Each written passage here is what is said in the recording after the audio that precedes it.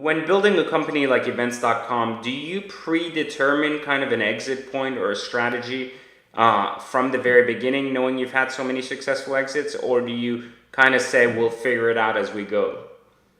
That's a good question. I think there's a concept about aligning your interests.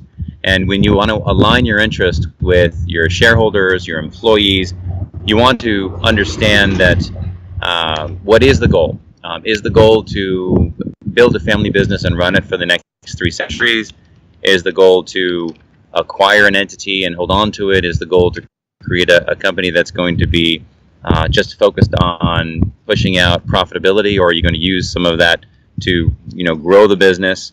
But I think beginning with the end in mind is something that's very important for entrepreneurs, because a lot of entrepreneurs fall into this kind of terminal creativity, and that's an area where many people have to be careful from an investing perspective, is when you find entrepreneurs that are terminally creative. And what I mean by terminal creativity is they'll find something, figure it out, and then they'll get bored with it and try and do something else. And we've all interacted with entrepreneurs that are like that. And as investors and as people that are getting involved, you really need a stick-to-itiveness as an entrepreneur to basically align those interests and talk to their shareholders and say, this is what we need to put together. This is what we want to build. Is everyone in the same direction? Are we all aligned here with our shareholders and investors and employees and the management team?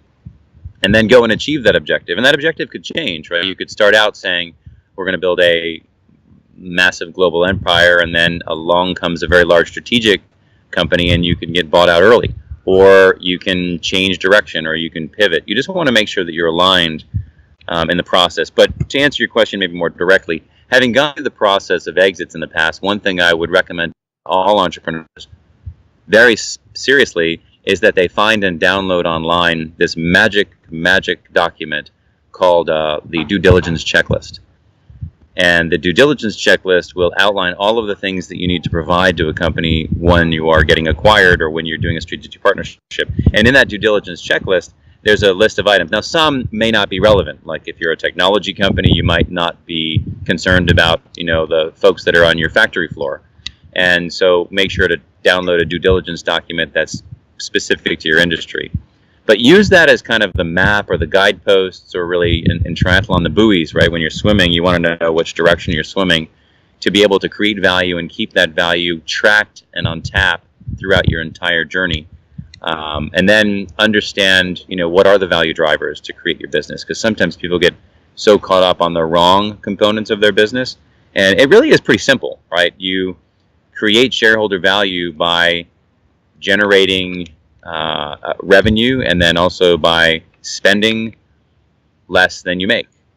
And if you break it down to the fundamentals, it actually becomes quite easy.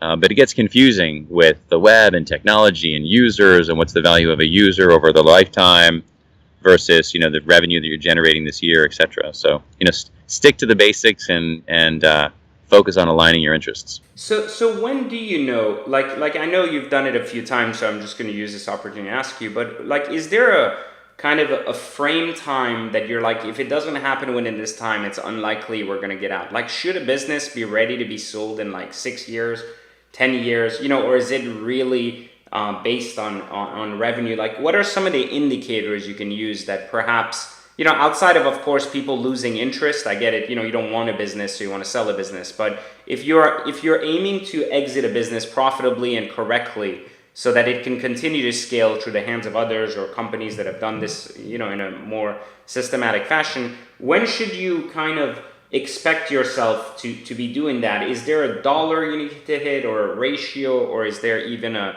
time frame that you're like, past 9 years, it's impossible? Nobody has interest anymore. There's a few indicators in software as a service that people track. Growth rate, you'll track total dollars that you're actually, your gross revenue. You'll also, over time, track your gross margin.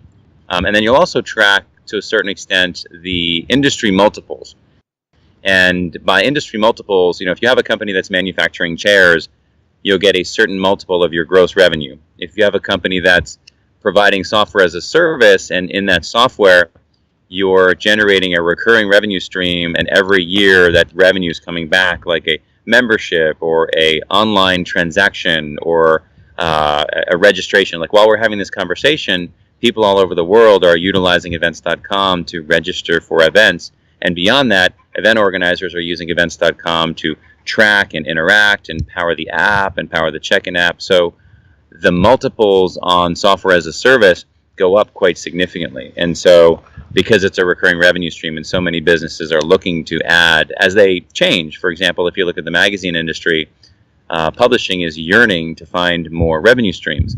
And so the attractiveness of the exit multiple is something to think about. And it's almost like a Hollywood analogy where you go to Hollywood and someone says, we're going to have this movie and it's going to be Blade Runner 2 and Harrison Ford is back and it's going to be incredible. And it probably will be incredible. But, you can just get these wild valuations and perceptions and that it happens in certain industries that don't happen in others. And I've learned early on that it takes just as much money to create something small as it does to create something big. And it takes just as much time to create something small as it does to, create something big. And, people will go out there and say, well, we're going to raise $5 million to create this small company, or they're going to have $5 million with a really big idea to create something much larger. And so I would encourage people to think big in their process, because there's a lot of things you can do in the same amount of effort.